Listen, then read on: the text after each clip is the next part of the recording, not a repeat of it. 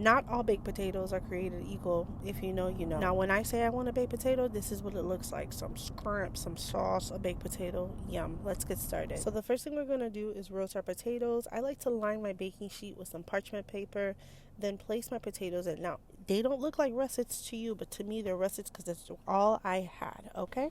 So to my clean and washed potatoes, I'm going to add a little bit of olive oil and some salt and just rub that in. And I'm going to roast my potatoes in high heat, 425 degrees, for about 38 to 44 minutes. It depends on how long your potatoes take to cook. So these are my potatoes. They're cooked. They're nice and tender. Let's make the shrimp. The star of the show is Niger Grill Spice Mix. You heard me and you heard me right. I'm going to add a little bit of olive oil to my pan, Niger Grill Spice Mix, some red chili flakes, my shrimp. These are clean and deveined tiger shrimps, which I'm just going to saute, add a little bit of garlic, and I'm going to add some lemon peel and lemon juice, and that's it. If you want to add more salt, you can, but your girl's on a low salt diet, so yeah. So now we're going to plate our baked potato.